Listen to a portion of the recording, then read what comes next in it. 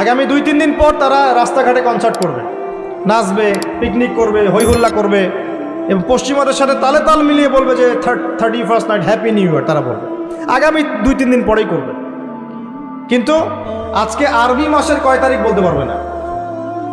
আরবি বর্ষপুঞ্জি আছে না, ক্যালেন্ডার, আরবি নববর্ষ কবে, প্রথম মাসটার নাম কি সেটা বলতে পারবে না। রমজান মাস, তার আগে কোন মাস, পরে কোন মাস বলতে পারবে না। কিন্তু 31st নাইট তারা চিনে। তারা লাইলাতুল কদর চিনে না, তারা লাইলাতুল কদর চিনে না, 31st নাইট চিনে।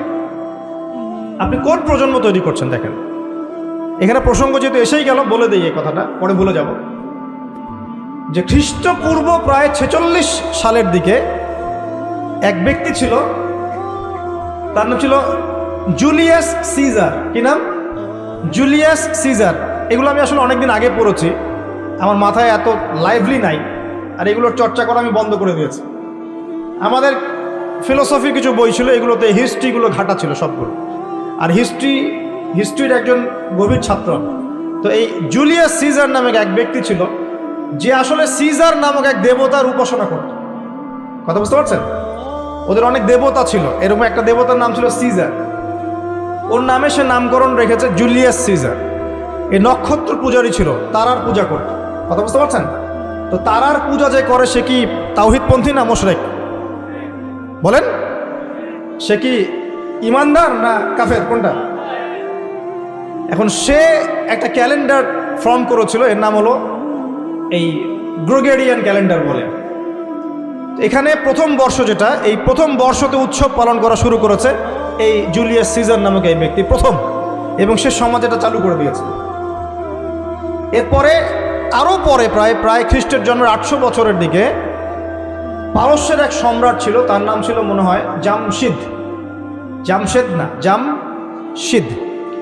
তো এই ব্যক্তি একজন সম্রাট ছিলেন।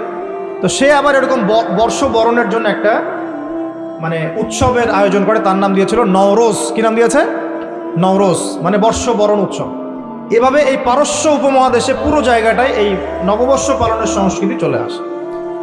এগুলো হতে হতে হতে আজকে যে দেখছেন আপনি 31st নাইট, এই যে গ্রেগরিয়ান ক্যালেন্ডার, যেটা মানে পশ্চিমারা সারা বিশ্ব শাসন করেছে না। যখন ব্রিটেন সারা বিশ্বকে শাসন করছিল, আমাদের এখানে ওদের দখল ছিল না। পলাশির যুদ্ধের হিস্ট্রি জানেন না? কত বছর এখানে শাসন করেছে? প্রায় 200 বছর এরা এখানে শাসন করে নাই।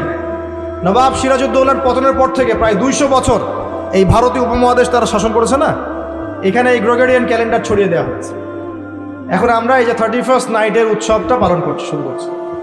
এটা কি আমাদের উৎসব? এটা কি মুসলমানদের? কাদের হলো তাহলে? পশ্চিমাদের, রোমকদের, পশ্চিমাদের, যাদের সাথে ইসলামের দূর দূর পর্যন্ত কোনো সম্পর্ক নাই। আর নবী সাল্লাল্লাহু আলাইহি ওয়াসাল্লাম কি বলছেন শোনেন। আল্লাহ নবী বলছেন তোমাদের জন্য আনন্দের উৎসব দুইটা। কয়টা? একটা ঈদুল ফিতর,